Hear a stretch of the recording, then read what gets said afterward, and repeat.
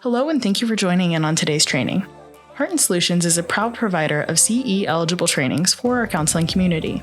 This training may be eligible for continuing education credit hours through either the National Board for Certified Counselors, provider number 7376, or the Association of Play Therapy, provider number 21-645. To obtain CE hours for today's training, be sure to follow the steps in the description below to find and take your quiz.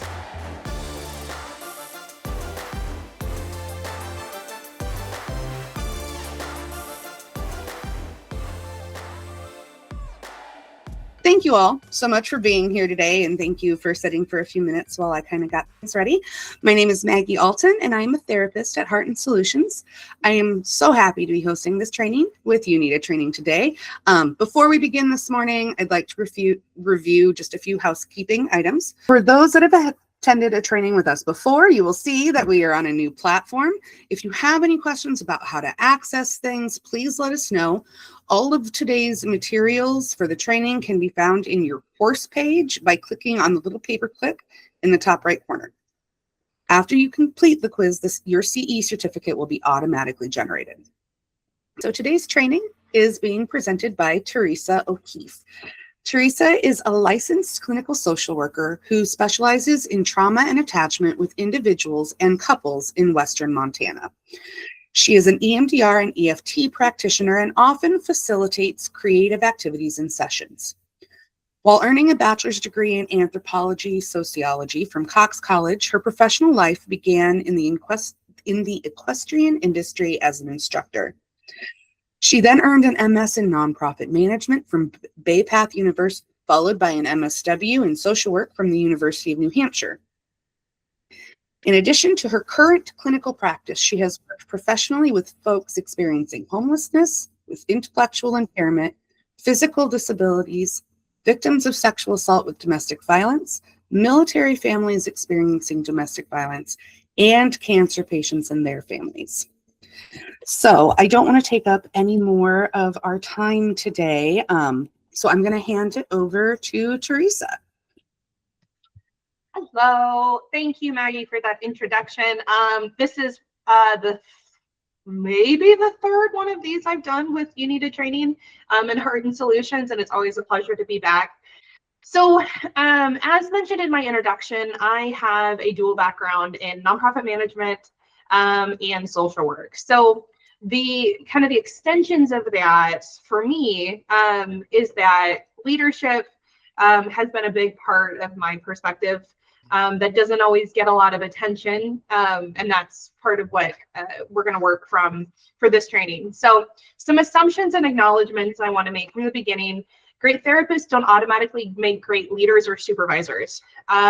We all have people who we've worked for that it's like, oh yeah, they're really, really good at case management, they're really good at therapy, but the leadership portion is not always strong. So because of that, we want to delegate particular attention to developing leadership.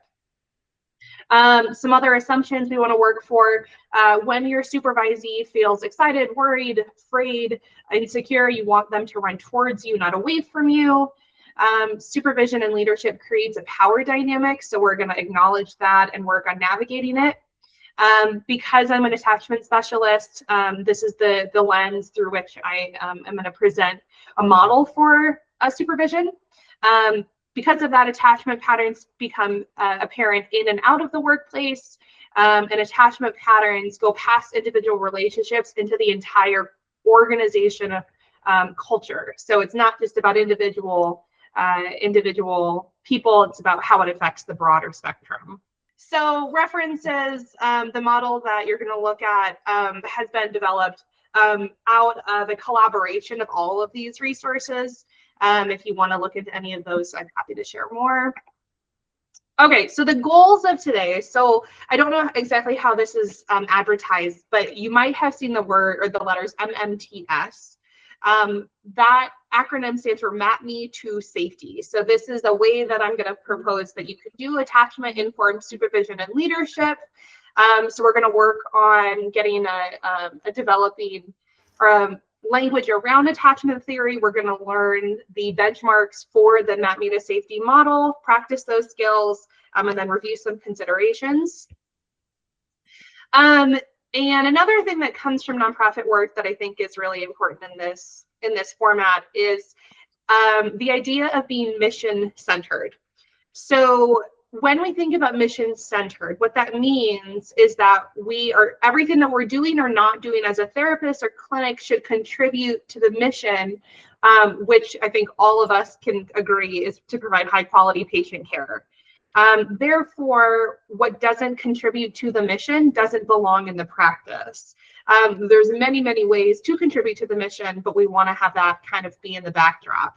And the following presents a way that you can be mission-centered from a supervisory perspective. All right.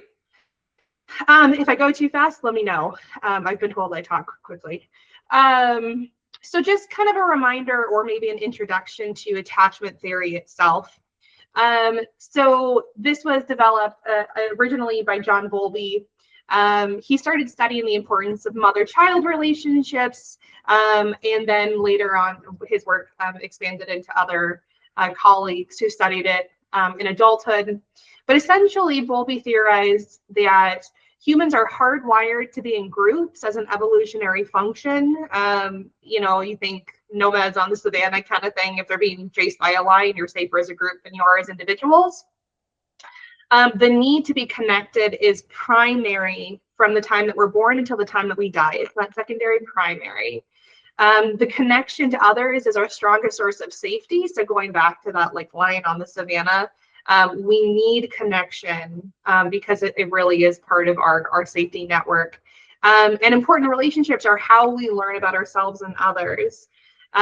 So attachment theory is the way that we understand human behavior based on those principles. And so when we ask the question, like, why look at supervision from a standpoint of attachment, the reason that I've chosen it and the reason I'm an attachment practitioner is because attachment is literally everything and everywhere. It applies to the food that we eat, to the clothing that we wear, to the music we listen to the politics we follow, to the way that we communicate. And it really kind of seeps into all of our nooks and crannies of life. So because of that, it grounds all of us into kind of this central theme of the importance of safe connections. So looking at secure attachment relationships and supervisory, we can kind of see how the importance of that branches over. And, everything that we're doing or not doing is managing these needs for safety. And the importance of having somebody that you can be safe and secure with in this context in the workplace ultimately allows us to function better. We'll talk a little bit more about that later.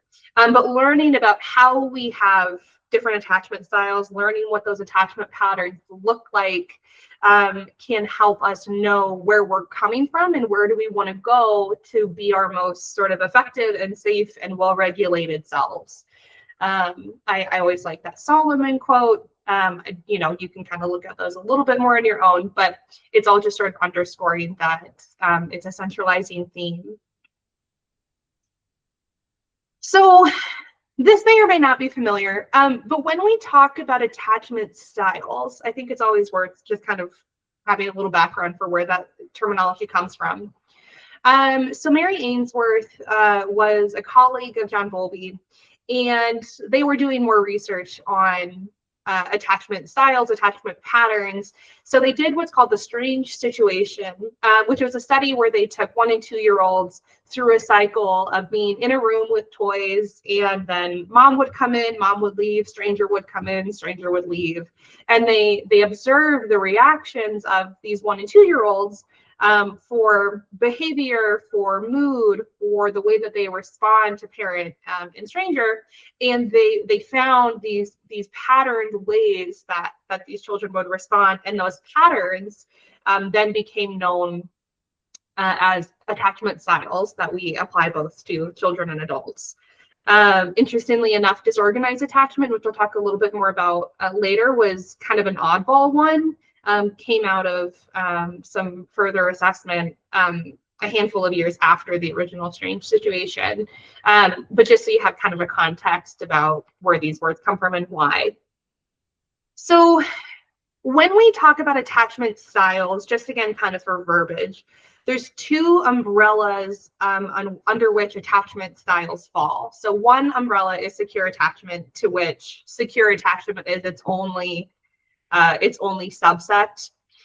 Insecure attachment, however, has three mini categories underneath that umbrella. So when we talk about being insecurely attached, what that might mean is that the person could fall under one or multiple of those insecure attachment styles. So preoccupied, avoidant, disorganized.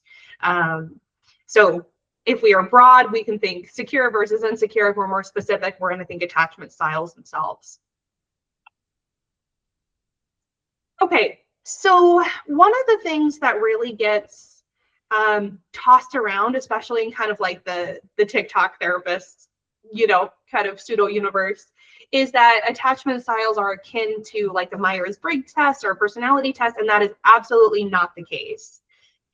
Attachment styles aren't fixed, and nor are all of us only one. In fact, we want to think about attachment styles as being organized in the framework of a pie chart. So we all have some combination of all four attachment styles. And what we want to look at is how frequently do you spend in each of those attachment patterns, i.e. the size of the pie chart. So this is a really important framework for all of us to kind of get an idea about, so that we're not feeling that our attachment styles are fixed, or that we just don't exist in more than one. And that flexibility and looking at that from a larger picture gives us a more holistic idea about people and behavior. All right, so looking at each of the attachment patterns themselves, just a really quick note about vocabulary. I'm actually going to go back one.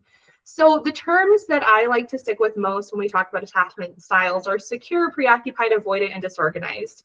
And the reason I like those terms is because I think it really encapsulates the nature about what that attachment style is. However, you might see some other terms tossed around. So like anxious is another one, ambivalent is another one for avoidant. Fearful avoidant is sometimes tossed around for disorganized. But the idea is that they're all representing the same thing. And my recommendation, if you don't use these terms already, to find a set of terms that feels like it works for you, that is also appropriate to the attachment styles, and kind of stick with it, because they can be tossed around in some different formats, which can be a little tough to sometimes keep track of. So now, going back to attachment styles themselves, we're going to talk about the three insecure attachment styles first. Let's start with preoccupied, also sometimes called anxious.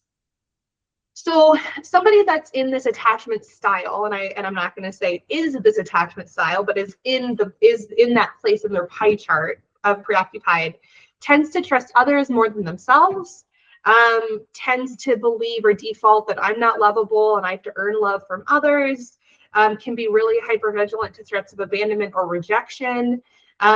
These people, if you think sort of in like colloquial terms, might be described as more clingy.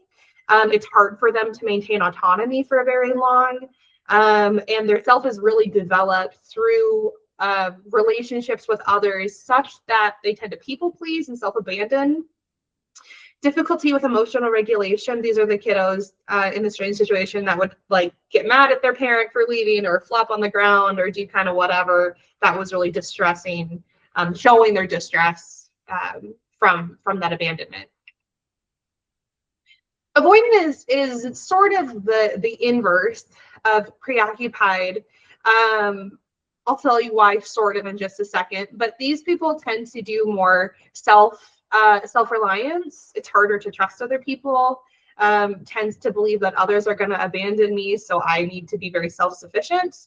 Autonomy is primary, so it's harder to be open and vulnerable. Hyper-independence, colloquially alternative to clingy for somebody who's preoccupied. These people who are more avoidant might be a little more appear arrogant. These people are also going to be less likely to seek help, to even come to therapy if you're thinking about clients. And there tends to be this air of like, I don't even have emotions. I don't even have feelings. Like, I don't even know what you're talking about. Like, I'm totally fine. And it's not because the fear of abandonment and rejection isn't there, which is why you go back to attachment theory. We all have the need to be connected. But people who are more avoidantly attached tend to suppress that, and they hide it in this independence and kind of excessive confidence. Quick to set boundaries, quick to leave relationships are also common with avoidant attachment patterns. So disorganized attachment, this tends to be a really messy, chaotic bundle of both anxious and avoidant. However, it tends to be paired more with extensive trauma. We tend to lack trust in self, lack trust in others in disorganization. We both fear and desire autonomy and closeness.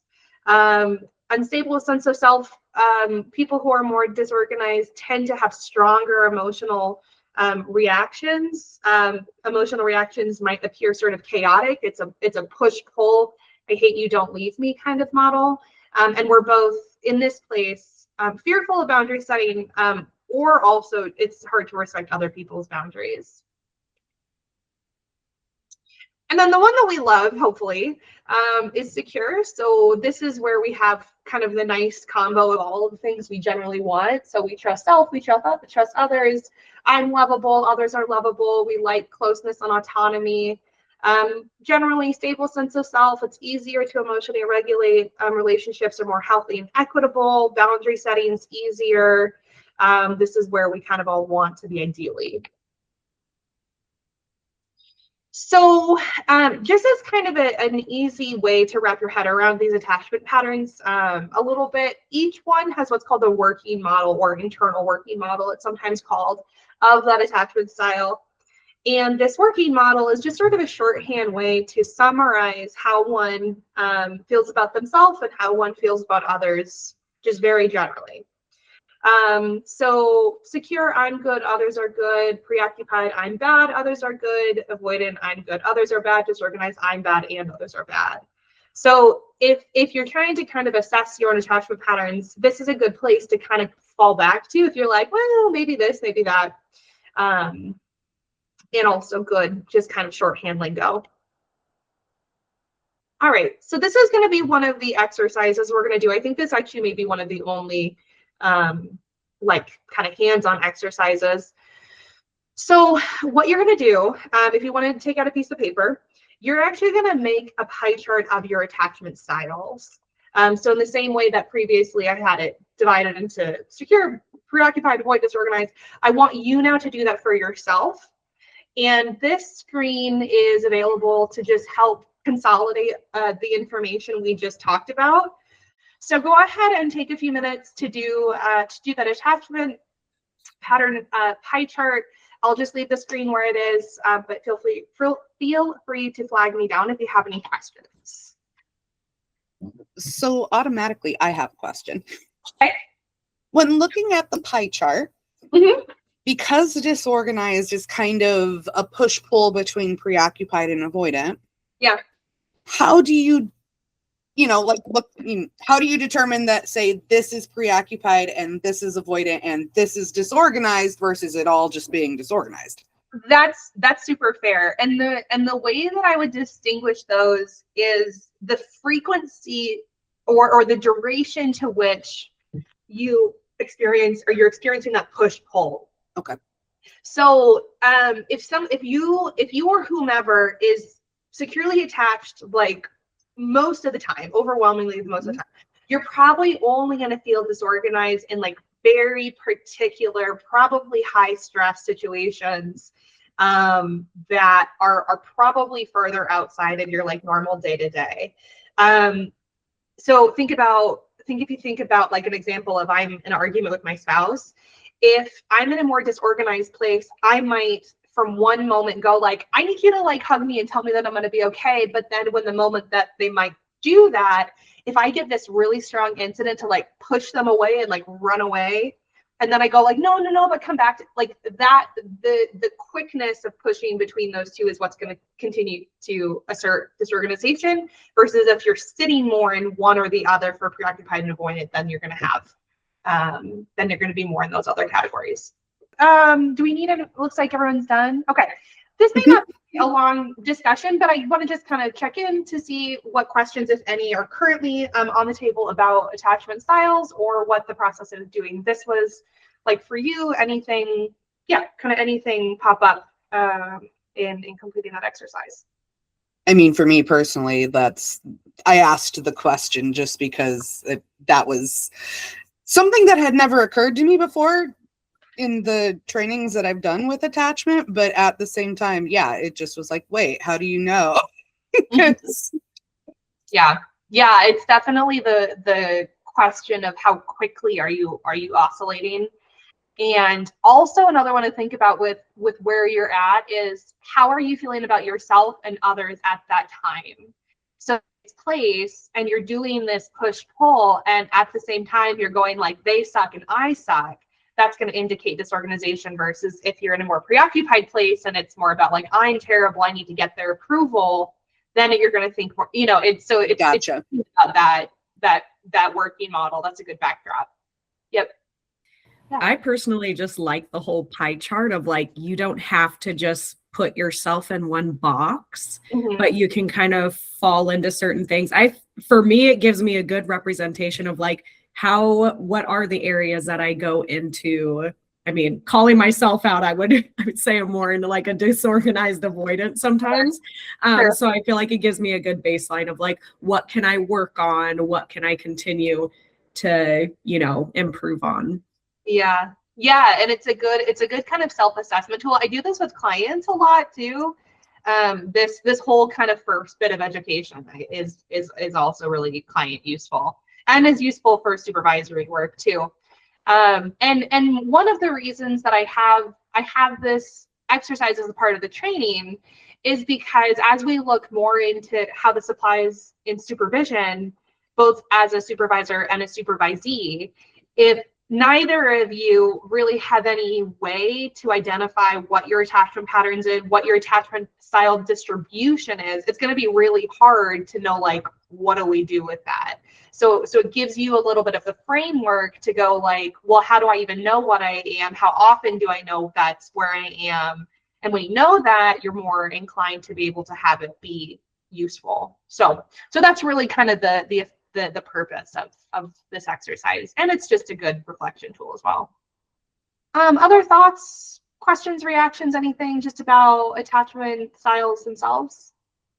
I will kind of echo Natalie's comment that when I first got into trainings on attachment, I very much thought of it as like this is what you are, and so I do really the shift in perspective to a pie chart, I really do appreciate, because it shows that room for growth, and that kind of like Natalie said, that you can be in multiple places depending on what situation or whatnot. Great. Yeah. Mine really, I'm so sorry. Mine really kind of shifted when I think about my kind of calm, cool baseline. Yeah. I know that I'm loved and I'm important and I feel connected, all the warm fuzzies I feel that at my baseline, but it's those rare occasions where, ooh, I need help. I need to take up space, where it shifts into more of that like preoccupied, anxious stuff. And so then I think about our supervisees and our providers where, oh, they're fine 80% of the time. Like they're good. They know what they're doing.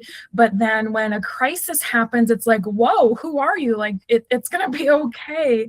And to see kind of a shift like that in our employees, I think is important too. So that's what came up for me. Yeah, no, that's great, Brandy. Thank you. Yeah. And when vulnerability comes up, when insecurity comes up, when like, I've never done this before, or I have no idea what's happening comes up, even somebody who is really securely attached most of the time is likely going to at least have some of the experiences of one or multiple of those more insecure attachment patterns. So And that's part of why being observant about how much time do we spend in each one is really valuable, because you know, even if we are doing pretty well most of the time, if we know that when supervisee has a crisis, they're going to automatically shift into avoidance, or they're going to shift into a disorganization or preoccupation, it then gives us kind of a matrix to figure out how do we respond to them such that we can both come back to a more securely attached place. So great. So kind of moving along, there's always this question about like, well, why do we care, right? Sure, attachment patterns are this, sure, this is that, sure, you know, secure attachment is where things are at. But it is worth the question of to what end, and the value of attachment work is that securely attached people, supervisors and supervisees, do better. We know based on research that those who are more securely attached more of the time have higher confidence, better ability to tolerate differences. We have a stronger sense of belonging. We have the ability to tolerate ambiguity. Our emotional management is better. All of the things that kind of make up the ability to like manage life and its complications in as much sort of grace and effectiveness as possible is associated with secure attachment. So it's not kind of this just sort of a mystery goalpost. It's really defined as being an important metric. So I think that's just always kind of worth coming back to. All right, so let's do a little bit of skills application here. So what I want you to do is read this vignette and then ask the question or try to answer the questions at the bottom. And I think doing this in group format's most useful. So read the vignette. The questions on the bottom are in bold. What might we speculate about this person's attachment style? What issues or strengths might come up from their attachment patterns? What questions could you ask to understand their attachment patterns better? So let's just kind of have this be just kind of a popcorn discussion. When everybody's ready to kind of jump in, feel free. I mean, my initial thought is preoccupied. Okay, what are the signs that you might see that point you in that direction? It's several times in there, but it's when there's tension, essentially, right? And ambiguous emails, you know, a coworker seems distant, anything like that, this person steps forward. Yep. And the working model of that behavior, right? So the behavior is they check in more when they're not getting responses. The working model is I must have done something wrong, so I need to check to see what I have done wrong so I can fix it, that I'm getting the responses that help me feel safer, right? Same thing, kind of triggered by ambiguous emails, unclear expectations. The assumption, if this was coming from a more preoccupied place, could be that, oh, again, like I am in trouble. And because I'm in trouble, I need to fix it. And being in trouble is scary, and being in trouble could potentially be consequential, and we need to fix it, right? Yep, for sure. I envision this person to be somebody who is generally securely attached, Sure. and then enters into the preoccupied attachment in periods of high stress. For so sure. When things are calm and stable, they have like solid secure attachment. I'm good, others are good. And then when they get stressed, there might even be some hints, as I'm kind of thinking this as I go, of disorganized, right? I'm bad, others are bad. Like in the sense of micromanaging, I initially read that as anxious or preoccupied. And now I'm thinking that maybe that's more of a sign of disorganization, of I'm bad, others are bad. Yeah, for sure. And these all of these prompts could be the product of multiple versions of attachment patterns. So warm, approachable supervisor who values strong relationships and open communication. That sounds like a very secure description. But it also might lean a little bit more preoccupied when we think about values, open communication, value strong relationships. Why might that be? Might that be because they worry that without clearly having strong relationships, that might be a bad thing, right? So multiple ways to think about this. Typically encourages autonomy, but yeah, under stress may be over monitoring tasks. So that could be either a more preoccupied pattern, right? They can generally, and there's some security in that. If they typically are encouraging autonomy, that's a pretty securely attached thing, but may under stress over monitor. That could be coming either from a more preoccupied place that says like, I'm worried that you guys are not going to be there for me, so I want to help make sure that I'm feeling okay about myself. But yeah, it might be more disorganized too, that says like, you guys aren't doing a good job and I feel like I'm failing, so I need to follow up. And so none of these are really intended to be 100% of anything, i.e. the pie chart. But when you can see different patterns and then question or be curious about the motivation for that pattern, then both you and your supervisee are able to get a better idea of what that pie chart would look like. And you can also then just give me a yes or no, because I can't see the screen. Who's familiar with the term mentalization? Yes. Yeah. No, okay. I don't. Okay, fine. So a strong characteristic of secure attachment is something called mentalization. And mentalization is just sort of a fancy word about being able to perspective take for somebody else accurately. So when we see our infant start to cry and they cry in a particular pitch, and we know that is because they're hungry, that's mentalization. We see something from them and we're able to accurately assert what it is. And the reason I bring that up is because as you look through some of these vignettes and we're asking like, maybe it's about this, maybe it's about that, when you know the questions to ask, you can have a discussion with your supervisee that helps you know when this happens, this is where I go to, and that improves your ability to mentalize with them. It improves your ability as a supervisor to know that when this happens, this is how they need me to respond because this is the attachment style they're in. So this skill is kind of what's being practiced here, is learning how might we mentalize, or what questions could we ask in order to get better at mentalizing. Does that make sense? Any questions about that? No, that makes sense. Okay. Let's just try one more, just to, I don't know, see what happens. Another vignette. Let's go ahead and do the same thing. And yeah, go ahead and just kind of ping pong questions in whenever you're ready, or reflections. I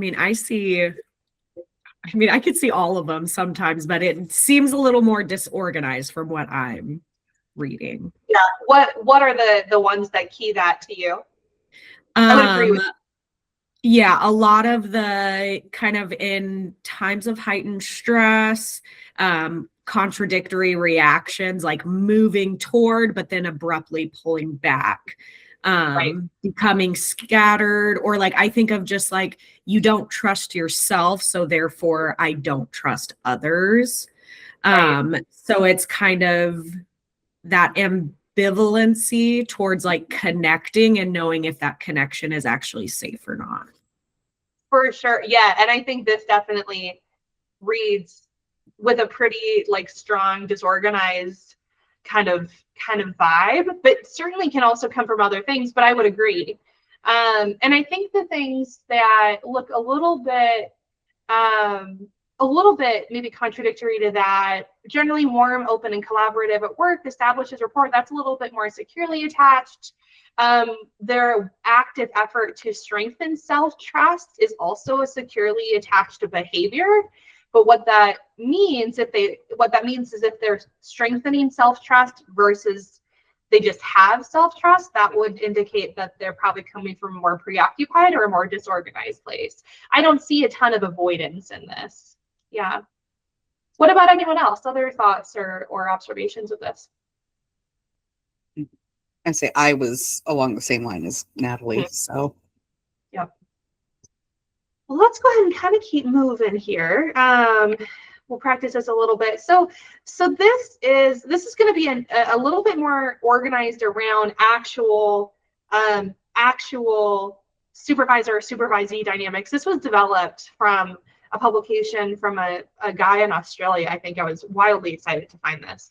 But this is the overlap of what happens when you have a supervisor and a supervisee with various attachment styles.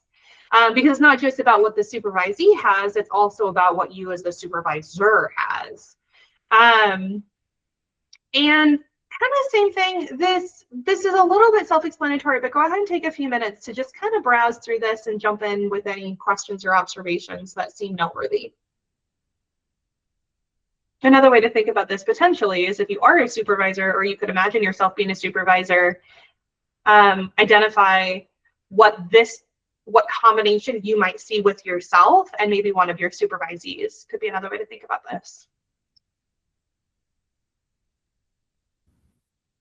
As a supervisor, I find myself kind of toggling back and forth between like the secure column, but toggling back between preoccupied and avoidant, because on the one hand, I want to meet my supervisors or supervisees, I should say, where they're at and offer support. I want to help set them up for success, but I also don't want to have to spoon feed them every day.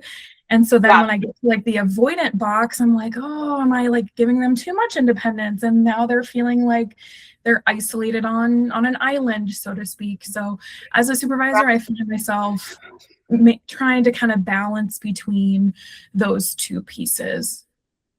Yeah, and it is a hard, and you know, I don't think anybody says this enough. Leadership is hard. No, and that's part of the reason that I really I've done this training, is because leadership is hard, and nobody talks about the fact that how to actually do leadership is hard. We just kind of toss people into leadership roles without any maybe thought about it. Not that they're maybe not deserving of being there, but exactly what you're talking about, right? Like, we don't want to have to either spoon feed, but we also want to be supportive, but we don't want to like not engage enough and all these things. And yeah, and like I think this is just such a well put together chart to kind of identify common ways that these things look, and also can recognize that because we see attachment styles as a pie chart, it's likely that throughout the course of a supervisory relationship, you're probably going to end up in every one of these boxes, or maybe nearly all of these boxes at one time. And knowing that that's where you're at gives you kind of this outlet to go like, what do we do? Yeah. Any other thoughts? Go ahead. Yep. I was just going to say, I know that this is kind of like a abstract thought, or kind of, you know, cart before the horse sort of a situation. But when I was reading through it, and I am not a supervisor at this point, but when I was reading through it, I'm kind of the general thoughts I had were, on one hand, this could be a really useful tool in pairing supervisors with supervisees for like best practice. And at the same time, especially in like rural areas or areas where you don't have as many options as far as supervisors or staff or whatever, like there are some major potential barriers. Like if, say, your only option for a supervisor is somebody that, you know, their attachment style for whatever reason is at odds with yours. For sure. Yeah. And we'll actually talk a little bit about pairing models later, or at least having it be a consideration. But yeah, it's super true. And again, the reason that I think this kind of work and literacy is so important, both for supervisors and supervisees, because if you're both coming to the table with insecure attachment patterns and neither of you really know it, and neither of you have the ability to like manage it in a way that's building more attachment security, and you know, we're all kind of like, this just doesn't work, and they're not doing a good job, and they're crappy, and whatever. Like, it's likely not that. It is likely a big conflict about attachment patterns without a method of moving to a more secure place, which we'll talk about. But I think it's funny when I look at this, because I can sometimes think about either stories I've heard with bosses and their staff, or you know, experiences of my own, and I'm like, oh, it was this. It was that they were disorganized and I was preoccupied, and like, of course it so but yeah, it does also, you know, kind of, I think, normalize the ways in which these things can happen without anybody even realizing it. And yeah, and I hope provide a little bit of assurance that it doesn't always have to be that way. So good deal. Anything else I have about a question? Yeah. So with that pie chart, kind of going back to the pie chart theory too, does that also, like, in explaining that, is that kind of there are certain maybe roles, like maybe in your personal life, you may have this kind of more attachment style. Maybe in your work life, you have this kind of attachment style. Is it kind of that fluidity of it? Yeah, absolutely. And the way that I typically will instruct people to fill out the pie chart is think about your average week or your average month, whatever. Probably day is a little bit too small of a window, but think about, you know, an average week. How much time across all spheres of your life do you spend in each one of those things? I think that's a good way to think about it holistically, but you also might segment that down. Like, okay, so just in your relationship with your spouse, for example, or just in your relationship with your parents, or just in your relationship with your supervisees, that pie chart is probably going to look different depending on sort of the filters that you use. So how you want to fill that out can be kind of oriented around those parameters. But yeah, to your point, it can look very different, and oftentimes does when you kind of put some boundaries around what are you filling it out for. Mm-hmm. Thank you. Yeah. Anything else about this at all? Okay. We'll go ahead and do a good handful more. It looks like we're kind of nearing on. Oh, look, I did that. I didn't even remember I had these questions. Oh, well.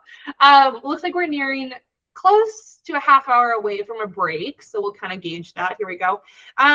These are just some other questions that if I thought about it, that I would click forward to, but I didn't. And we had a great discussion anyway. So moving on. All right. So this is where we're going to actually start talking about this model, the Map Me to Safety model.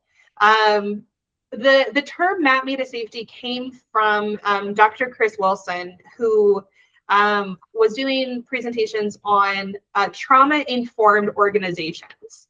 And he was talking about supervisory in this way, and with clients, that when shit happens, you want them to go to you. We want you to be the place that they go to. So I've kind other the use of that term to apply it to leadership. And in this model that I'm proposing, that comes from those other bits of literature, is leadership in two different modes.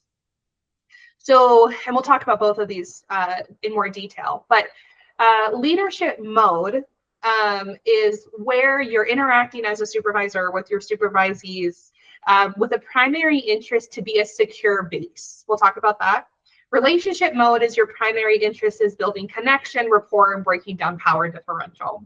So it's the utilization of floating in between and using both of these modes that helps create a method to help your supervisees map you to safety. So leadership mode, let's talk about that with a little bit more specificity. So your primary interest is to be a secure base. Anybody who's familiar with the circle of security framework, that's kind of what we're looking at here. In this place, you're facilitating professional development. You're working on sort of boosting your supervisees' choice, voice, and empowerment as it relates to work. You need to be providing high fidelity training, embracing topics of money and benefits, and we'll talk a little bit more about each of those next. Okay, so secure base. Sometimes this is referred to as a safe haven or holding space, but a primary differentiator between people who are more securely attached versus who are more insecurely attached is the presence of a secure base. And really what that means is it is a person from which you can pleasurably go to and you can pleasurably and safely venture from. So it's a place that you learn about yourself, and it's a place that you can get ideas and growth, and then you can go try them out, and then you can come back and you can go, what happened? And the repetition of going to and from that secure base is what helps build this connection. And this is a supervisor security, circle of security kind of framework, utilizing this model. So when we have a supervisee, we want them to say, okay, I need you. And then, do I need you because I need help? Do I need you because I don't know what to do? I need you to help me explore my feelings and my ideas. And I might need you to just like embrace joy with me, share successes with me, but I need you to be a part of this sort of appreciation. And, you know, looking at other ways of needs, I need you to help me understand what to do with my client. And when they come to you and they say, I need this to you, you are a welcoming space that they come to, and you do co-regulation and you do questioning and you're looking at things like countertransference. And as you're engaging from that place of support, it helps them feel secure that they don't need to manage these feelings by themselves, that they get to come to you and they're not going to be abandoned or rejected or teased or ostracized or ignored. It helps build that sense that we can be in this together, and it helps them organize feelings in a coherent way. Coherency is another big qualifier of secure attachment, that it helps organize such that we are looking at an entire coherent picture, and they're using you as a way to develop that coherency. You as in the supervisor.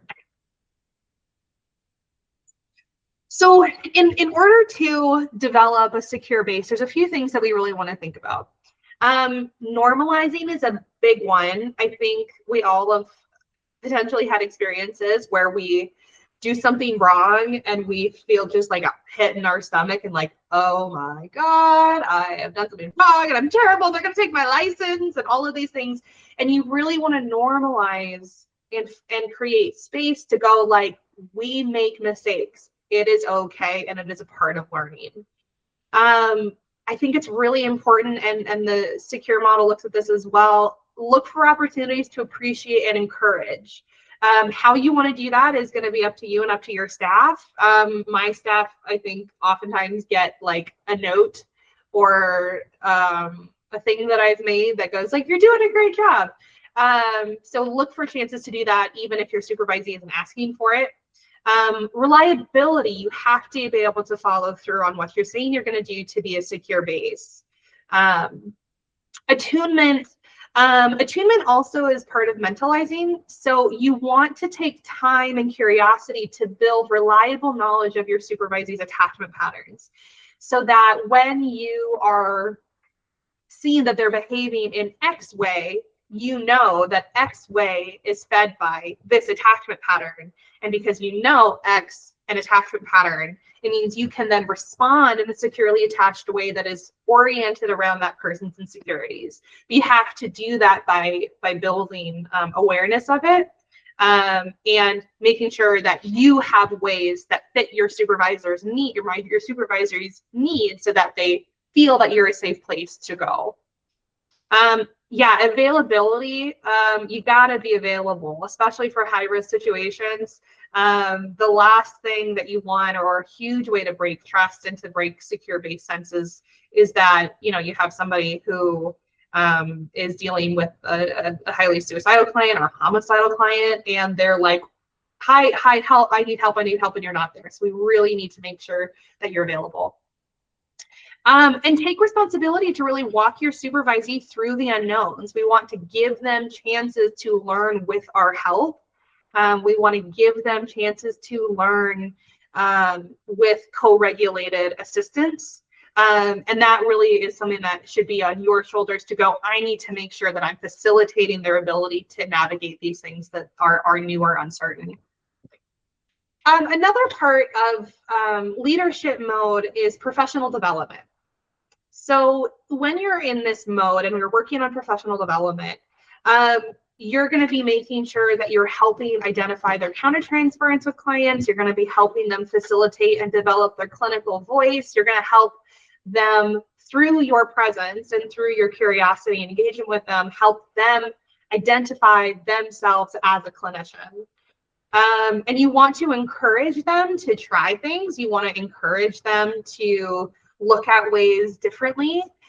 You want to promote the proficiency of their interventions. So if they're going, like, I would really like to use DBT, but I haven't had a ton of growth on it, or a ton of experience on it, like, you want to facilitate that.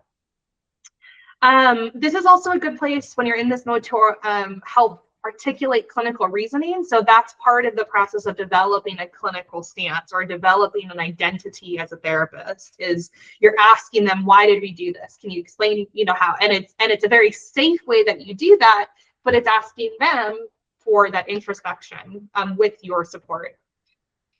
This one, you're also going to be doing case staffing, definitely ethics exploration, management skills.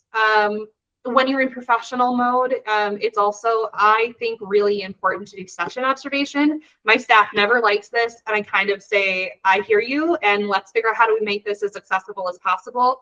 But I think it's a little wild that we're the only profession that is involved in healthcare, and we just like do things and just nobody sees it. So part of helping them with professional development is facilitating observation within limits and parameters that are appropriate, of course. And also getting professional goals and interests on the table. I do a biannual review with each of my staff, and this is where we talk about a lot of these things in addition to weekly supervision.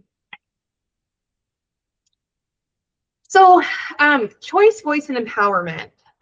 When you're looking at leadership mode, you really want to help empower their ability to show up as the self that is most encouraged, that is most empowered, that is able to have self-advocacy. And these are some potential ways you might be able to facilitate that as it's possible in your agency. So schedule and location privileges. My staff all work out of my one office space. But I am totally fine with them doing work at home, doing, this, that, and the other. So giving them choice on how they want to do scheduling, to come in on what times is also up to them. I also am a big fan of like other office type privileges. Like if you need to like take a nap, like literally take a nap, like clock out while you take a nap, but like take a nap, and it's giving them the ability to have that choice. Also having curiosity about open and door close policy. I think it can make some people from various attachment patterns feel really suppressed if they're like, I have to leave my door open all the time, or inversely, I'm closing my door all the time because I don't want to engage with you. So you want to think about that. I'm an animal person, so I have animals in my office. Again, this is all going to be preference based on your agency. Dress code policies. Anybody that works with me knows that like I have very, very accessible standards when it comes to dress code, and I wear scrubs and a t-shirt most of the time. And I do that because it helps break down power differential, but it also keeps people from feeling like they have to be in a particular box for how they're allowed to show up in a work situation that is not, impacting client care. And more things, encouraging feedback. I think it's always great as much as you can to give preferences relating to caseload, caseload type. Encouraging self-advocacy and boundary setting is really important. Giving them opportunities to facilitate clinical goals is great. Getting them training as much as possible.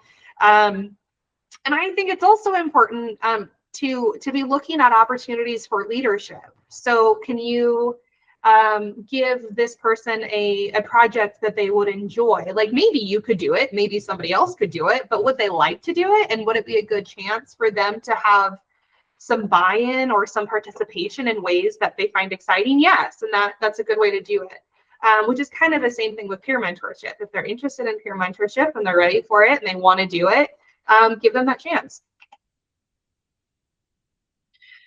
This is something that I think is really poorly educated in our systems. High fidelity training is so important related to documentation. So take it upon yourself to know really, really strongly what do progress notes need to look like, what a treatment plans need to look like, all of those things, so that when they're doing it in a way that is appropriate for all of the standards, and that everybody can rest assured that you're not having to do any kind of backtracking, and that should fall on your shoulders in leadership mode.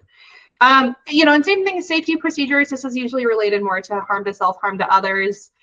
Definitely make sure they're apprised on organization policies. This is how we do things. Professional letters, making sure they know what they can sign and not sign. But the point of this high fidelity training from an attachment perspective is that you're giving them a really, really strong set of developed standards and practices, so that they're not kind of fluffing around being like, maybe this is okay, maybe this isn't okay, like it was okay last time and then I got in trouble. And that high fidelity training is part of being a secure base, because they know what's expected, and they know what they can do, and they know what they can't do. I also think it's really important, and literature talks about this too, to embrace the topic of money and benefits. It's a weird contradiction that if you have the best boss in the world in terms of how you engage and all of these other things, but it's not allowed to talk about money, that's a problem.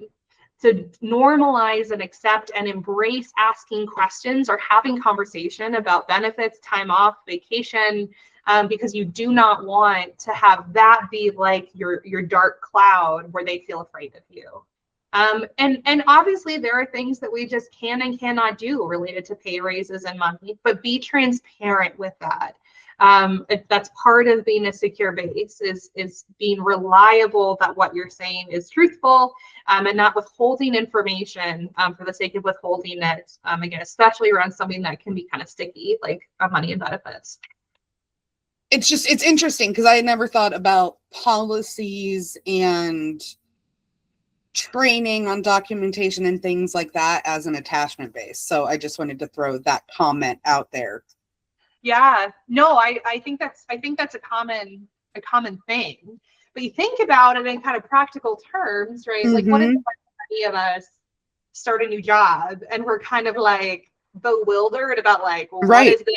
What is that? And I have no idea what's happening. I don't know where the bathroom is, and I don't know what I'm allowed to say. And like, and part of building out of that is by helping to create clarity and helping to create safety and consistency.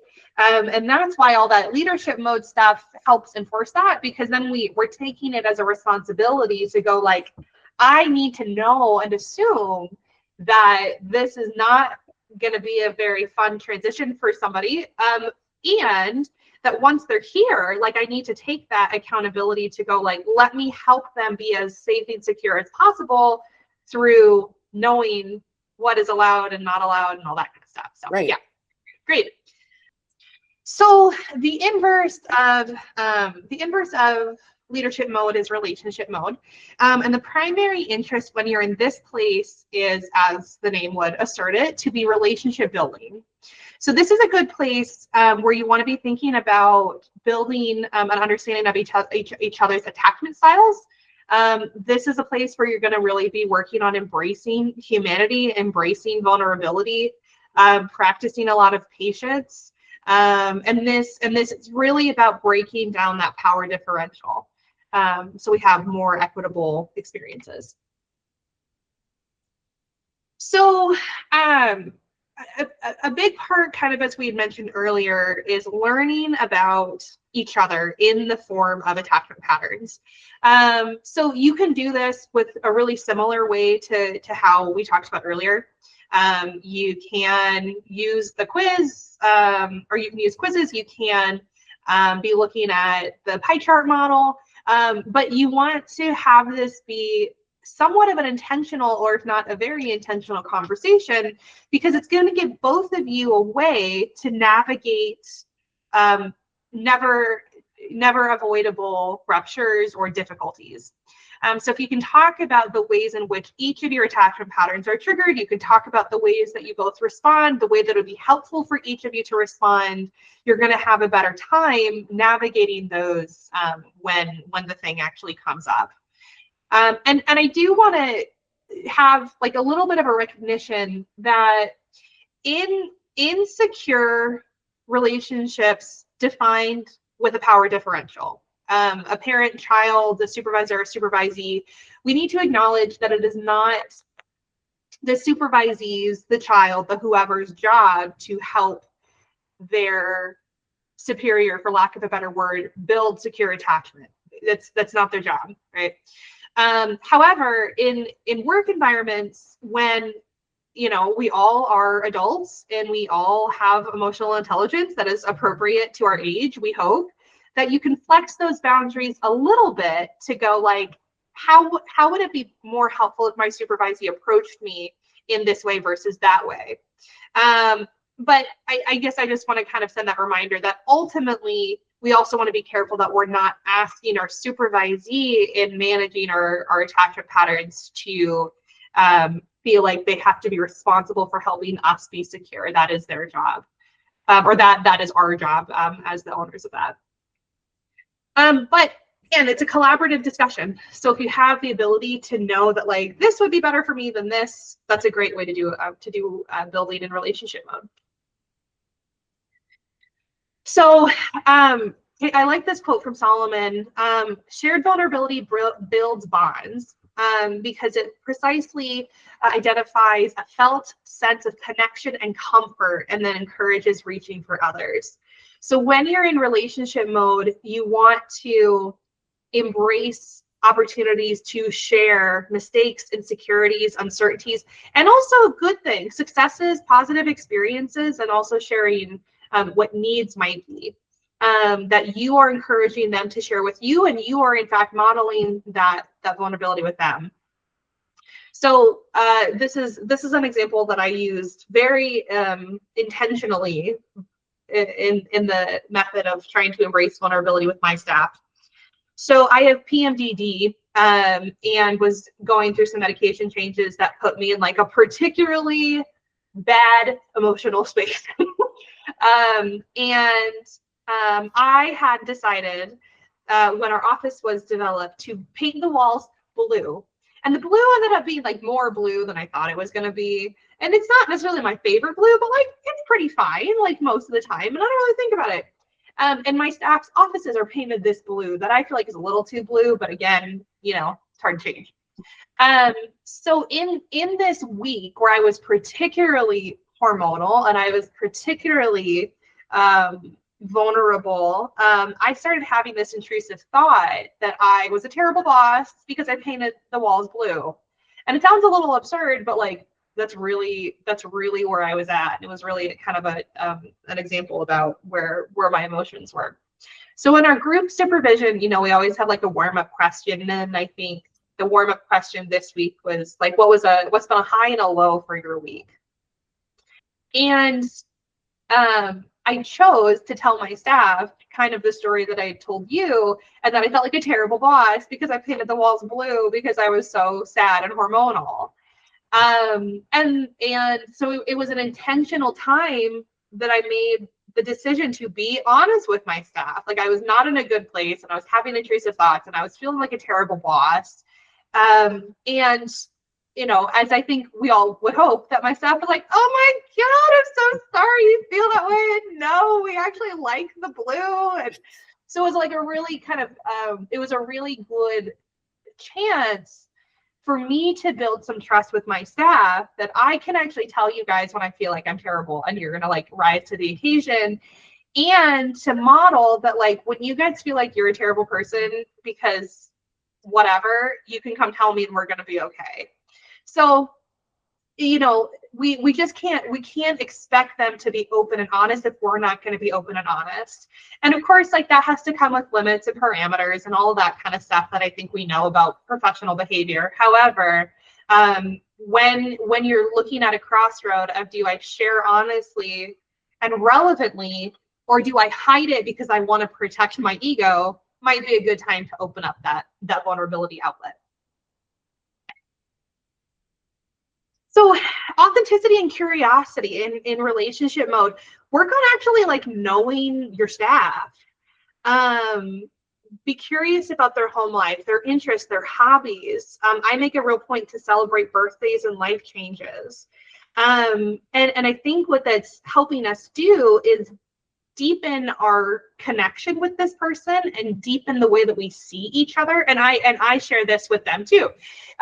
Because then it's not just like, this is my boss and this is my staff and this is my thing. And this, it's like we're looking, it helps develop relationships that see us as whole people. And when we can see each other as whole people, we have a lot better way to navigate all of the ins and outs of what our type of work brings. And yeah, I think to whatever degree it feels appropriate, reducing some of those professional pretenses. So, you know, some people are like, well, I don't want to talk about home life at work because that's unprofessional. Like, okay, do you have a good argument for that? Because I think when we're in these places, especially in our type of work, that it is very touchy-feely. Not that means that we all need to spill our guts, but if what's stopping you from being open with your staff is this like corporate professional talk says this isn't okay, maybe do some reflection on that and ask yourself and maybe the people that are involved in your leadership, is this really a necessary barrier? Because if you can deepen that connection, it's worth it. When you're working from a relationship mode, be reminded that secure relationships are earned. It takes a lot of rinse and repeat, and you have to be patient.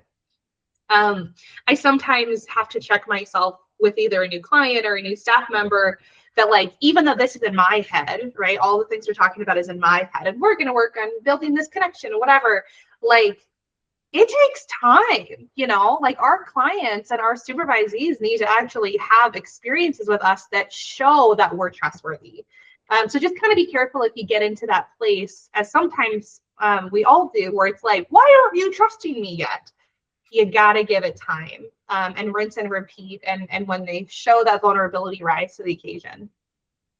And that's part of, I think, managing your expectations. At least me, I know people have that kind of like, we need to just be securely attached now. Like, give it time. And always try to keep that reminder when you're in relationship mode, human first, therapist second. Okay, let's go into another discussion. So go ahead and read through some of these questions and then jump in whenever you're ready. Well, with the first one, like I said, I'm not a supervisor now, but I have been in different roles in the past. And for me personally, when I read that question, I thought about how, like, with the leadership role, if you are somebody who, you know, is maybe not as securely attached, then that could lead to avoiding issues, like, for example, avoiding talking to your staff because it's going to be an uncomfortable conversation, or, things like that. Yeah. Or the opposite of where you could be micromanaging on that leadership side. That's the first thing that came to my mind as far as attachment patterns. For sure. And I think, so when I look at that top question, my immediate kind of reaction is to go, well, if someone's more preoccupied, it's probably going to be harder for them to be in leadership mode because they don't want to be maybe viewed unfavorably, and potential ways of exerting leadership or exerting expectations could cause them to feel unpopular, and that feels really scary. Inversely, if somebody is more avoided, it might be hard for them to engage more in that relationship mode because it feels too close. Like, we don't need that. Ideally, though, when you're more securely attached or primarily securely attached, it should be relatively accessible to be able to be in both modes, ideally. That being securely attached yourself gives you the ability to go, sometimes I have to be in more leadership and sometimes I need to be in more relationship, and the flexing between those is more doable. Yeah. I'm not a supervisor either, but I was looking at the question of like what indicators tell you that you need to shift modes to restore safety or attunement. Something I was thinking is like, I do a lot of like the attachment-based couples therapy. And so I'm like looking through that lens right now of like, it is almost like the dance you find when you're building that trust, you're building that rapport, you almost find this own dance between, I imagine when it's a supervisor or supervisee of like, hey, these are the boundaries that I do need to set. And if there's uncomfortability, but I also want to like open it up to have open conversation, to know that like, it's not just this blank slate. I'm not trying to be this dictator towards you. Yeah. Yeah, absolutely. And I think you described it really well. I think we're probably talking about like the EFT tango kind of dance. Yeah. That's exactly it. And when we talk about these modes, I don't think it's oftentimes super clear about which mode you're in or which mode you have to be in for an extended period of time. Sometimes it's easier to tell than others, but like so an example in which I stick pretty strongly in leadership mode would be when I am teaching my staff about how we need to do documentation, or we're doing a group supervision, or they're asking me questions about like how might it make sense to work with this client. Like that's very leadership mode. If I like bought by one of my staff's office and I just like, hi, what are you doing? And it's just like a fun conversation, that's pretty strictly relationship mode. It's a little more complicated when you get to things like, okay, so now I go to my staff, one of my staff's offices, and I said, hi, how are you? And what are you doing? And they ask me a question that then reveals like, oh, actually, like we're doing something that's not quite right. And then I have to shift for a minute into leadership mode, and then I shift back out to go to like, it's okay that happened, So sometimes it is this sort of dance. And again, the more articulate you are, your own attachment patterns and the attachment patterns of your staff, the more effective you're going to be able to be to decide when you might need to shift. Mm-hmm. Great. Well, and kind of thinking again about which one is it? Number 4, when it's talking about like the power differential and losing boundaries and all of that. Kind of going back to what we talked about earlier, and how having consistent, clear policies can make that way easier, because then it's not an issue of, oh, they're gonna dislike me because I'm doing this with them, and they might think it's a favorite, or whatever. If it's very clear, then it takes some of that out. Right. And that's the reason that having those things be super clear and be consistent. That's another one that can be hard, is if you have a way that you want them to do something, but let's say that they're overseen by more than one supervisor, and then there are other supervisors like, well, you can do it this way.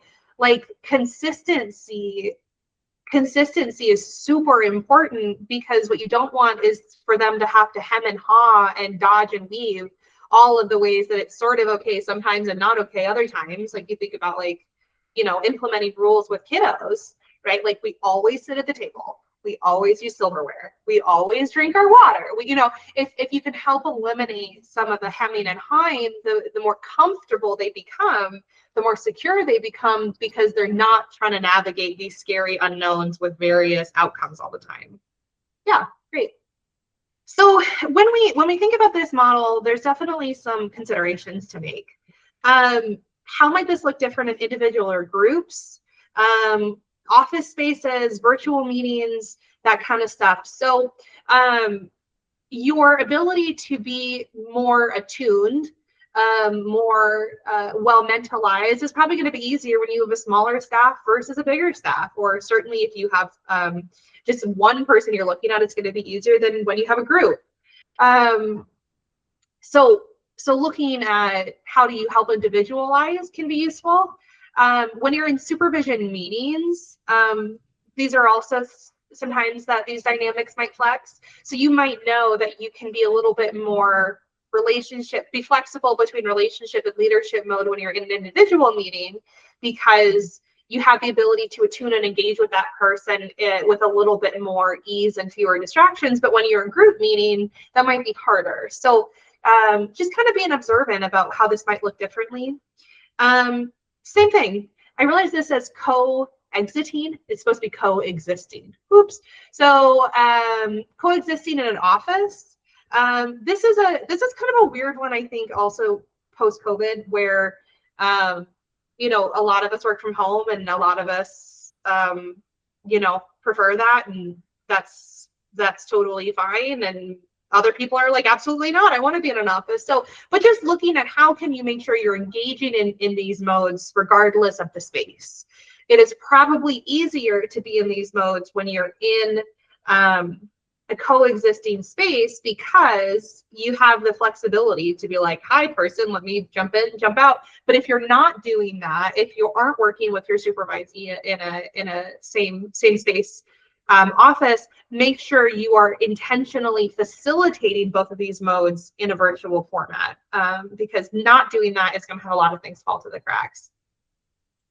And kind of the same thing. So be looking at what kind of structures or systems need to exist so that it can be doable in multiple locations, right? And it could go the other way around. So let's say that you have a supervisor or supervisee who tends to be more preoccupied, and having them have access to your space and you access to their space could actually be kind of intrusive, because you might want to just be in each other's business a little too often. So in that case, maybe it's doing things like identifying when do we have doors open, when do we have doors closed, and again, vice versa. If you're virtual, how do we help make sure we're maintaining that connection if it's not easily accessible by walking around?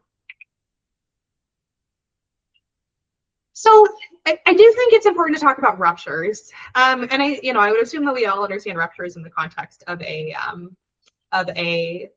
client relationship, but there's also ruptures as it relates to clinical experiences, and I would again assume we all have had these, but we have to identify when is there a rupture.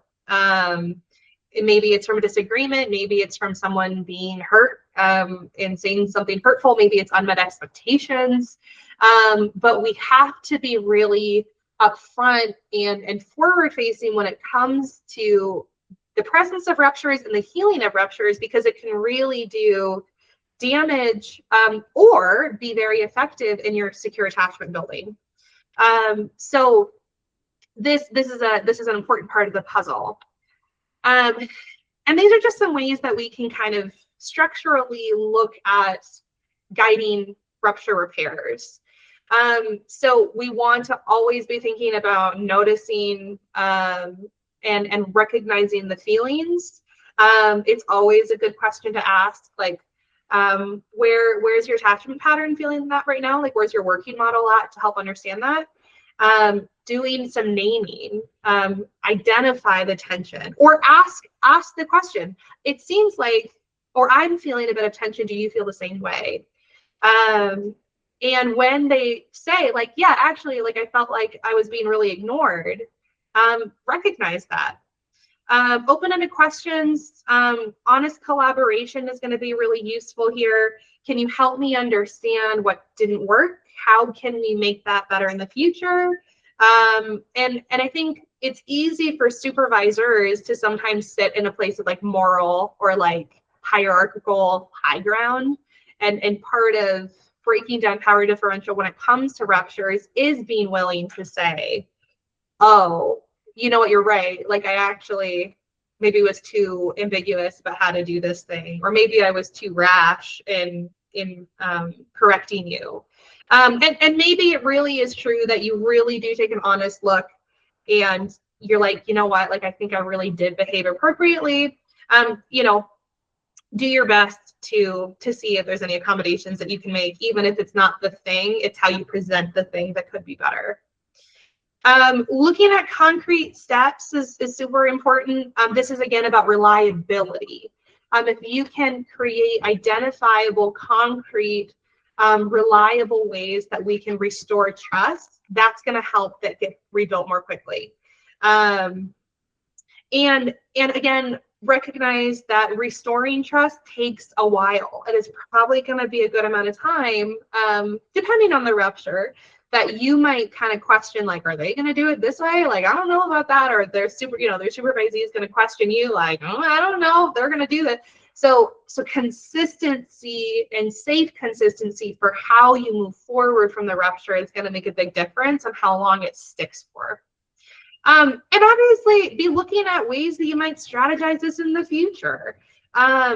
If, we look back kind of at some of that leadership stuff and you go like, actually, you're right. This document was like really like messy and confusing, and that's why we got in a rupture. Maybe it's worth changing the document, right? Or I didn't know that this is how you were supposed to use this system, and that caused a rupture. Work on fixing systemic issues as much as you can. And whether your supervisor or your supervisee is able to model secure attachment with you, you must model secure attachment with them. And that doesn't mean that you don't still have those attachment patterns, but it means the behavior you're trying to choose should be representative from a more secure attached place than a more insecurely attached place.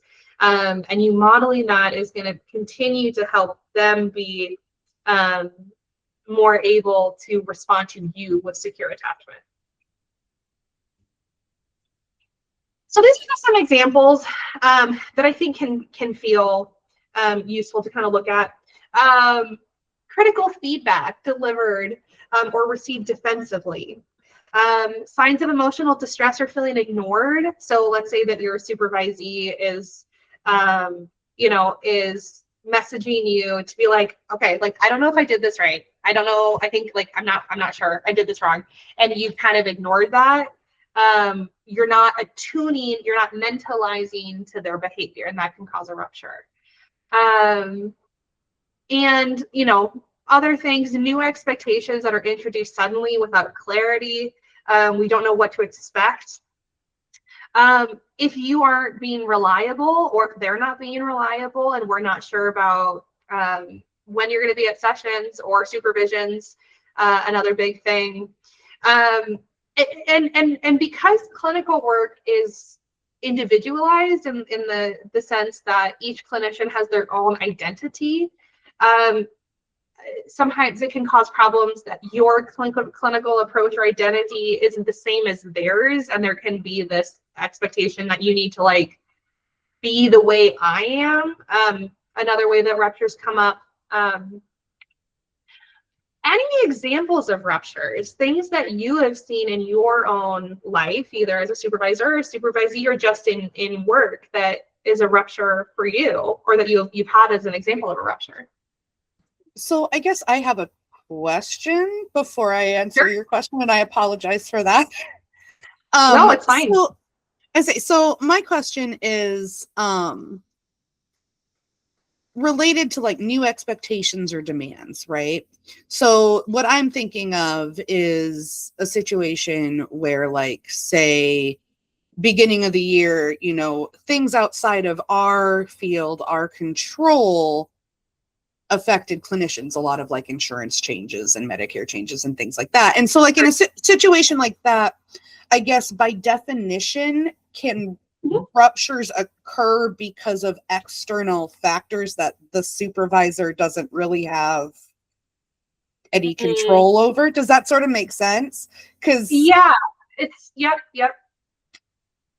It's a good question, and yeah, I think from an attachment perspective, what would indicate a more likely outcome of a rupture versus not, I think is going to be oriented around the transparency of the supervisor as they're getting that information. Gotcha. So for example, if you have, let's say that like legislation has changed, so now you need to use a different CPT code or something, right?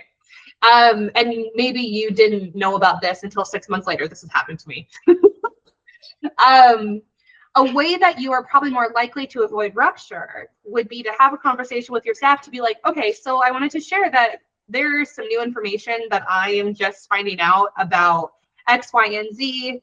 And I, didn't know, and I'm working on how do we make that better for you guys, and how do we integrate this more effectively. That is a way that you're gaining transparency. Mm-hmm. It's a way that you're demonstrating that you're also human, and it's a place of humility, which is part of that relationship building. It's more likely that if you're like, okay, like, we have been doing this, actually, you guys have been doing this wrong, and like, I didn't know about it either, but like, this is now a real problem that we have to fix, and you're not taking the accountability, that would be more likely the cause of the defensiveness. It says like, well, like, what are we supposed to do? Like, you didn't tell us what, anyway. So I think it's the way that it is modeling secure attachment building and the implication of that that's going to make a difference. No, thank you for your answer. Because like in my experience, no, like I don't have any great examples of a rupture. The closest thing I've got is when I've had things like that affect me in my work. And so then me and my supervisor have had to, work through that together. But yeah, there's always been that transparency. So that's, like I said, just by definition. That's great. Yeah. It works. So for sure. Good. Thank you for that. The rupture for me that's coming to my mind, or maybe the most egregious one, is that I had to deliver some constructive feedback to a male supervisee in response to a client complaint with a female client where she felt that there was some implicit, unintentional, but very real felt maybe sexism happening. Again, nothing just so egregiously inappropriate, but very implicit, but again, like very really felt for that client.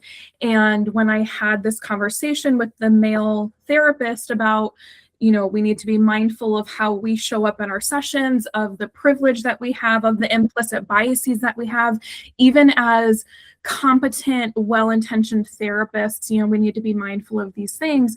The male therapist took that very defensively and disagreed that his male privilege had any sort of rupture in the therapist-client relationship, even though the client said otherwise. And I think that situation was, no matter which angle I approached it at or the therapist approached it at, it was a really challenging situation, I think, to come back from. Yeah. And I think that's a really good example. And it is just the nature of life that we're going to have ruptures. How big, how small, under what conditions, that's all super variable. But like, I think to have the expectation that we will never have ruptures is unlikely. Yeah. And I think if I were to direct or maybe provide a way to navigate that, it sounds like the aftercare is probably a really important part, right? That like, you can't always, it's hard to always dampen sometimes like the initial conversation, but could there be conversations afterward that is acknowledging like, what, like that was a hard conversation. And it was a difficult process to kind of move through. Where are you at? And if you're articulate with your staff about like the quality of your relationship, you can always be asking questions of like, how do you feel like our relationship has been impacted? How do you feel like our trust has been impacted? What are ways that we might repair that trust? What are any wounds that need to get healed that can get healed? And all of that are some ways to kind of navigate the after effects, and hopefully a method that at least reduces the longevity or the pain of that rupture. But yeah, gosh, some of those situations are just really, really hard, and you just don't have a ton of great options. Yeah. Other thoughts or examples of rupture that anybody would like to bring up? I'm thinking about a previous supervisor I had who the rest of the staff and I, the way that we described her was, why did you do the thing I explicitly told you to do? Why did you not do the thing I never told you to do? Uh-huh. So I mean, the whole situation was just like riddled with ruptures. I Yeah. left the practice for a reason, right? But like, it was just rupture after rupture, inconsistency after inconsistency. We would get an email that said, "You're doing this now."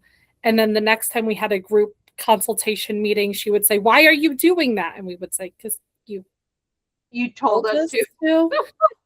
Yeah. So, I mean, that's like kind of the most egregious example of ruptures that's coming to my mind. No, and I think that's really common. And if you think about it from an attachment perspective, if we go back to that secure base model, right? Or we exchanged the supervisory relationship with that of a parent and child. Like, how awful is it that one day your parent comes home and says, "You need to eat your vegetables," and then you eat your vegetables the next day and they go, "Why are you doing that?" I mean, there's just no way for that to be a safe engagement for all of the reasons that we talked about. And I think honestly, like a huge differentiator between those that have more secure attachment patterns and those that does not is insight. And as a leader, you know, I'm going to always argue that you need to advocate for your own development of insight, you know, and some of that also comes with being willing to take some feedback that goes, if it was in this situation, that goes, you told us to, and it's really hard to know what's expected of us when it feels like it changes. And ideally, if you said that to a supervisor, they'd go, "Oh, I see where you're coming from." But gosh, without insight, without some of these methods, yeah, it's really hard to have things feel safe and reliable. It's a great example. Let's go talk a little bit about self-compassion and ruptures. I hope that this is like blaringly obvious, but if it's not, I'm going to make sure that it's included. So, you know, I think all we can do is the best we can do, and what we can do and the best that it looks is different at different points in time. So modeling self-compassion, modeling and encouraging self-compassion for your supervisees is a really important way to navigate ruptures. Again, if we come from this kind of stance that we are stronger than thou, holier than thou, or that we are terrible and awful, it's really hard to engage. So just kind of make sure as you're doing that self-reflection and you're doing insight building, that you're paying attention to what that internal narrative is. And hopefully it's one of gentle self-compassion that goes, "Oh, that was maybe not my best self for either party, and how do we use compassion and engagement to rebuild connection." Skills practice here. So let's just choose one here.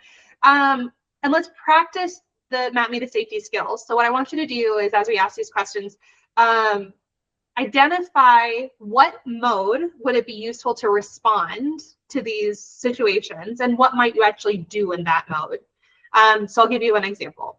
So this actually happened, so I have a good reason for it. So I ask as a supervisor to observe my supervisee sessions. They show reluctancy, anxiety, and silence. So I'm going to engage two modes here. I'm going to do relationship and I'm going to do leadership. In relationship mode, I'm going to engage curiously. I'm going to go like, "Oh, this isn't like, it looks like this is not your favorite. Can you like tell me a little bit more about that?" And when they say, "Well, it makes me feel observed and it makes me feel insecure," you're going to be like, "I totally get that. That's fair." And maybe you in relationship mode recognize that from your own experience. And you go like, "Yeah, I remember being in that place and it was really scary." At some point though, you need to then switch to leadership mode to go, "Okay, so like, I totally hear you. The reason I advocate for and requires supervision of sessions is because, one, it gives me the ability to engage with future clients from a perspective that actually knows what your work looks like. So it gives me more fidelity to say, like, I can strongly assert what this person's style is and that it may or may not be a good fit." You can also say that it's a good way for me to kind of know what your clinical voice is like, and that helps us in supervision. And you can list on and on and on and on, whatever. But and then it's maybe floating back to that leadership or to the relationship that mode that goes like, "But I also know this is really scary. How can we help this be as little, cause as little distress as possible?" So that's an example. Let's maybe choose let's choose the second to the bottom one. So you show a mild distraction, checking a note, pausing to think, whatever, and the supervisee becomes tense, cautious, and begins over-explaining. Using the map me to safety skills, how could you respond to that with those two modes? This is probably me like reading too much into it, but like the piece that's making me a little confused is like they begin over explaining. Like, is that they're over explaining because they feel like they're getting in trouble, like they're not following something? I think that's where I'm getting caught too, because I'm like, do they usually over explain, or is this out of character for them? Like, there's that part of me that wants more information. That's a really good question to ask yourself, because these things, I use the observer supervisee sessions as an example because I have dealt with this a lot of times, but that's a really good question. So this is just what we observe. How you respond to it is up to you. So maybe if what you see, if they become overly tense and cautious and they begin over explaining and you're kind of confused, what way could you just initially respond to that? I heard asking questions, wanting to gain more information. What else? You could gently stop them and be like, oh, slow down. Take a deep breath. And what mode would that be coming from, do you think? Do you think it's more relationship focused, or do you think it's more leadership focused? I think in that case, it might be more leadership focused. My original, like, asking questions and curiosity is more the relationship side. Right. Yep. I think a response I might have is, this seems like something you really want me to understand. It's really important that I understand all of the different pieces, because you seem really eager to explain this part or this piece, etc. Here's what I'm understanding so far, and kind of reflect back whatever they just over explained, from more of a relationship kind of building mode. Yeah, that you're trying to get more connected with their emotions, their thoughts, their experiences. Yeah, for sure. And I use these as examples because these are real life examples. So what we want to think about is like, okay, so we have this idea, how do we apply it? And the difficulty with applying it is like exactly the thing, it is hard to kind of know what do you do with this kind of stuff. So this is where kind of like the rubber meets the road a little bit. What about that bottom one? You ask about their professional goals and they respond vaguely or downplay aspirations to avoid seeming too much. How might you engage with that from relationship mode or leadership mode? I think I would acknowledge the vulnerability of answering that question or being asked that question, especially in this context, right? Like, I'm asking to observe you as a therapist, and then I'm asking you about your professional goals. And I could totally see that putting somebody on the spot of like, never mind, I don't have any, I'm good. Right? And I think at that point, especially if they're having that reaction, they're responding vaguely, they're downplaying, I would say, yeah, I get it. Like, that's a really hard thing to think about or talk about, especially after I've just asked you to observe your session, especially when, that brings up enough anxiety in and of itself. Like, and I guess that's probably more the relationship mode, right? Of like connecting on that human level of like, yeah, that's a lot to think about. And that is a very vulnerable question for me to be asking you. Yeah. And it's helping to connect with. If I had to kind of blanket any of these things with a really probably solid first response that is both baked in relationship mode and leadership mode, it would be. So I want to pause for a second. What I think I see from you is like maybe some hesitancy, or maybe what I think I see from you is that this is a little uncomfortable. Can you tell me if that if that's what you're feeling, like, or is there something else that you're feeling? And the reason I always will recommend asking a question like that, or some variation of that, is because it helps with attunement. It helps with mentalization. It helps build accuracy, that what you're seeing is either in line or not in line with their reality. And once you have that information, you can then either engage more in a leadership position or more in a relationship position based on that thing. So let's just say that, if we did like the professional goals, right? So if you see that they're responding vaguely, they're downplaying aspirations, they're saying like, well, like I kind of like to do this, but like it's not really a big deal. You might say, so let me just ask to clarify. It sounds like you're wanting to do this thing, but maybe it's hard to commit to it. Is that what you're talking about? And they're like, well, kind of. And, you know, and you can kind of build from there. So if literally nothing else, ask a question to clarify if where they're at is where you think that they're, and give them a chance to correct or affirm.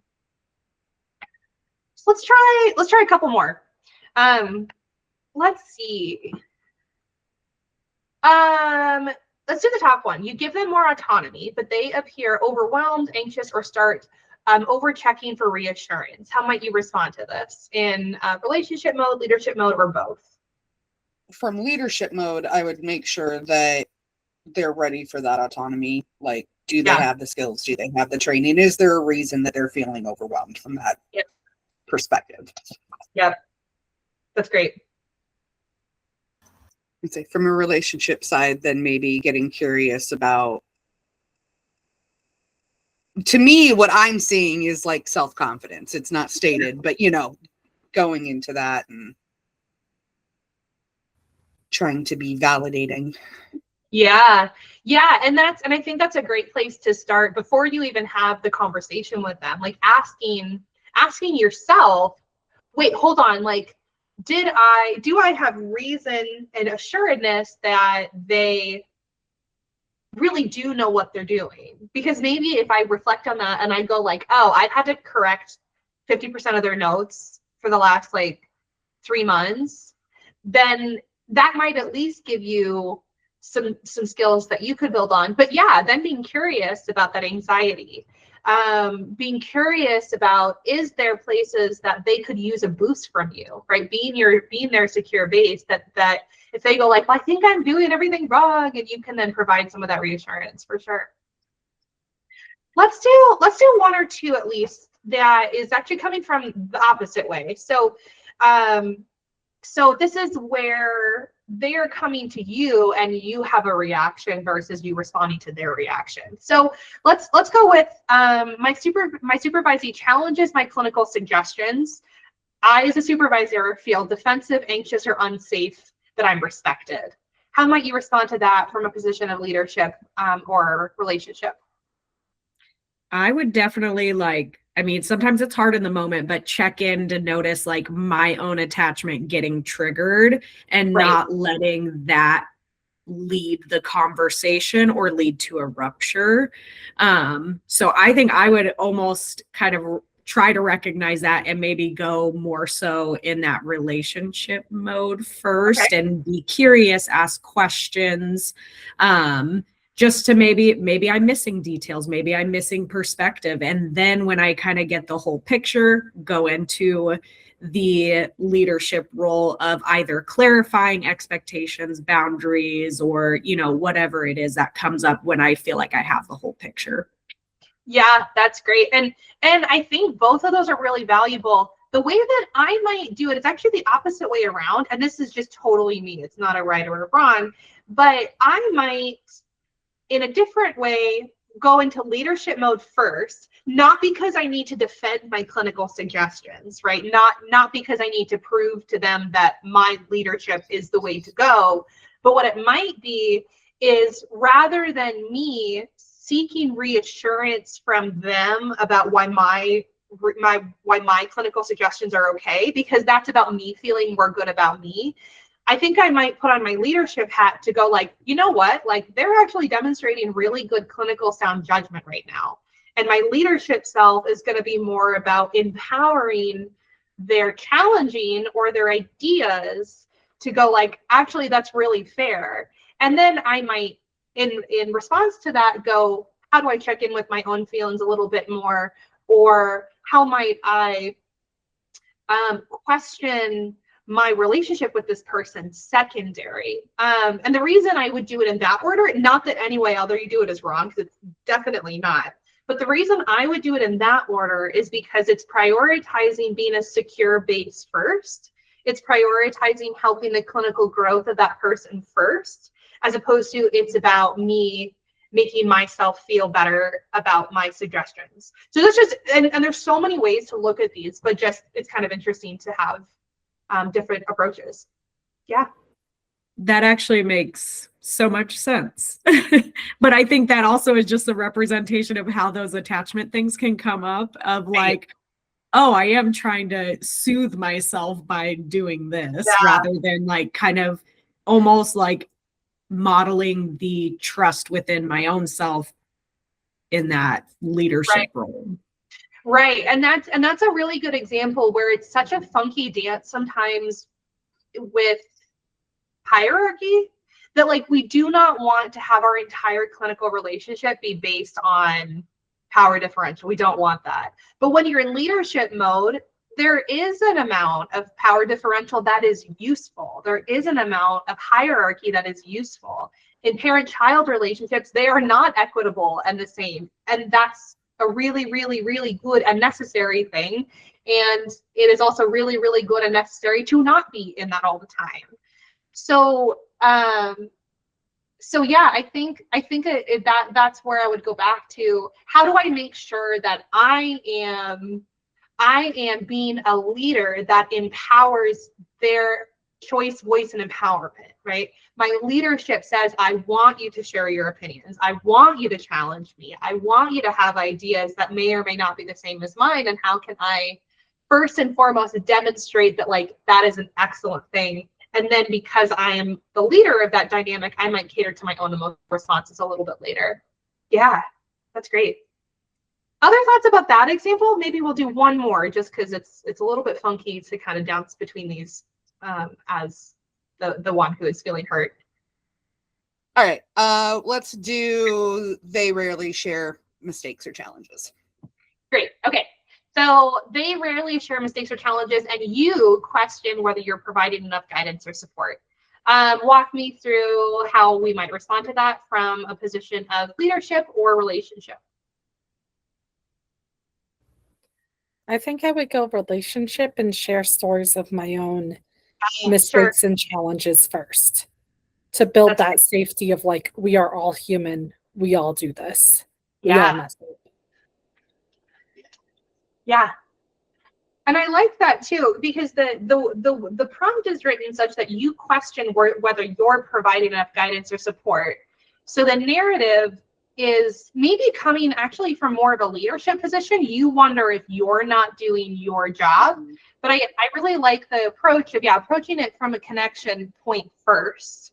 And then if, then you can kind of gauge it from there. Yeah, let's say that you go like, oh, like I did this really stupid thing once when I was whatever. And you can kind of gauge that to see if that opens it up for them. And then if it's not, maybe it's not kind of automatically creating that sense of openness. You can either inquire about that. You can inquire about like, it seems like I don't hear about like mistakes or challenges very often, wondering about what that's at for you. To then figure out if it's they literally just like feel very competent. That could be, and their notes show that they're very competent, or maybe it is a more relationship-based thing that goes, I don't feel like I can.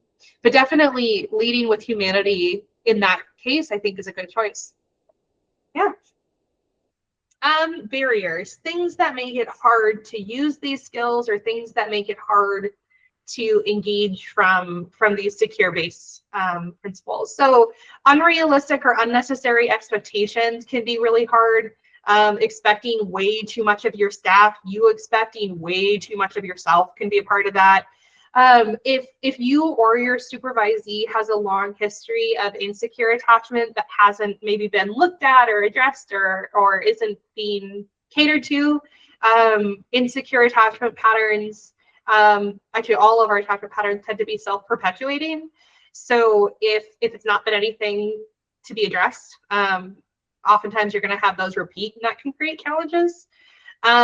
Resistance to change. Yeah, this is one where if you have somebody who's very stuck in an old maybe way of supervising, or they're really stuck in this is how we do things, and you're trying to present a different method, sometimes people can get real stuffy about that.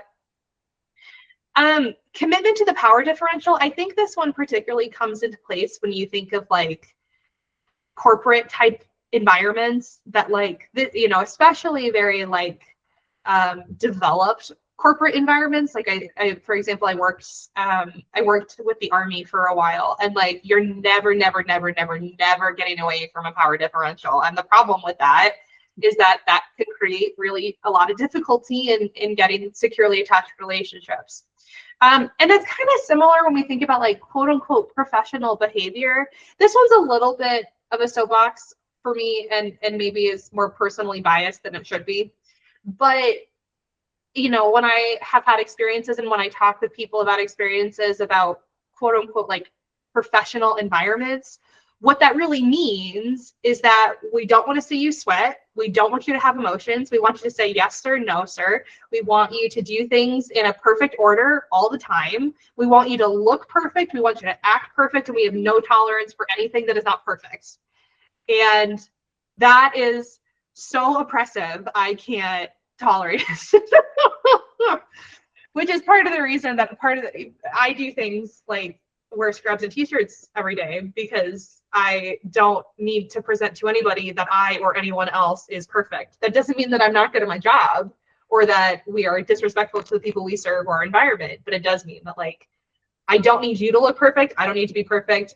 We are not going to be in a position that is holding this exceptional standards that no one can live up to, and like the death internally that can kind of come from that. So I'd say, and to kind of go back to something you'd said earlier too, but I mean, it can be a huge barrier. I was a case manager before I became a therapist. And like the reason I feel like a lot of people would reach out to me is at the time I was like 22 and I had purple hair. And so like, you know, I was not the professional. I was somebody who was meeting them on their level. And that can mean a lot for rapport. Yeah. Well, and I, you know, and having such strong barriers about quote unquote professionalism. And I kind of wish I could find another word for it, because on the other hand, like we are professionals, we do professional work. We absolutely have status that qualifies us to be in the professional field. That I kind of wish there was another word for like the really awful, stuffy, you have to be perfect version of professionalism, but I don't know what that word is. I say personally, I've just been saying authenticity. Just I am authentic, because that is what I am. That's And when I do trainings, in-person trainings, there's been a few that I like bring my dog and I like walk around barefoot, and I'd be like, well, like I can't expect anyone else to show up authentically if I don't show up authentically, and this is authentic, like, you know. So again, it's modeling authenticity in a way that is appropriate, but being bound to inauthentic standards is an incredible barrier that also nobody feels like they can talk about because we're being professionals, right? Lack of self-reflection, lack of insight, we kind of talked a little bit about. If you're burnout, you're not going to have a ton of bandwidth to be nice to your staff in the way that this model looks for, or you're not going to have the patience that sometimes is called for. So being attentive of burnout. Poor community or organizational supports. This is a big thing in like community mental health, as I'm sure many of you are aware, that when you have a ton of people who are all really high barrier and nobody gets paid very well and no one has money or resources, doing some of this softer, more intentional work about how we do work can get really hard. Resistance to growth. I don't know why I have that twice. Sorry. What other barriers have you seen though that could make a difficult implementation of this model? So the kind of big overarching question I have is how this shows up or works, or what becomes different when you are both the supervisor and the boss in a group practice setting where you have to be both the like, I am the person you come to for all of your clinical questions because I am your supervisor, and I have the power to fire you. Yeah, that's a really good question. I sit in that position also myself, that I have a group practice and I am both the supervisor and the boss of those clinicians. This is just my anecdotal experience because I don't have anyone else to ask. but I do actually think a lot of it really comes from the same place. And I really do think that the implementation of those is the same, whether I am acting in a clinical supervisory role or whether I am acting as a boss, an administrative role. I guess I'm curious, like, is there a particular concern or example you're thinking about in which those things may not, or don't feel possible to do at the same time? I guess the thing that I think about is, would a supervisee feel as comfortable sharing some of their mistakes, missteps, questions, insecurities when they know that you are the sole individual who has the right to decide whether or not they keep this job?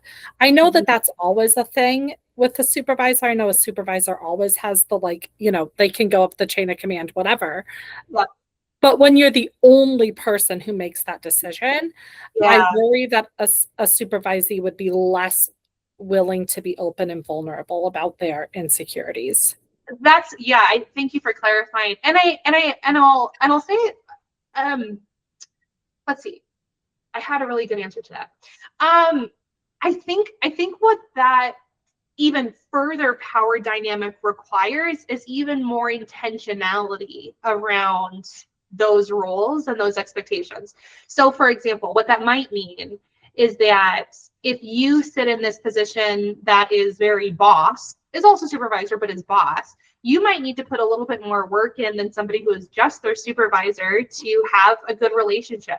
That probably means you need to put in more work to be approachable, to stop by their office, to talk to them casually, to do more relationship building so that they can have more and more experiences in which they don't hold this view of you that is all powerful, scary person.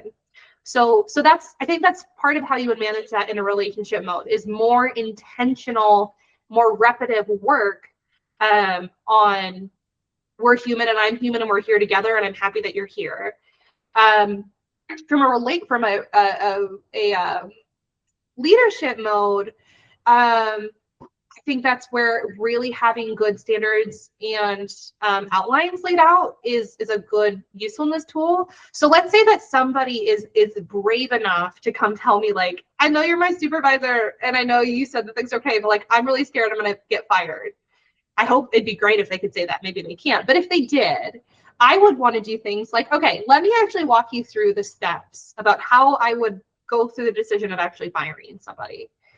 So you're clarifying, you're creating a lot of transparency as their boss, but this is what this would actually look like. And and in theory, they would go, oh, none of those are a thing. Great.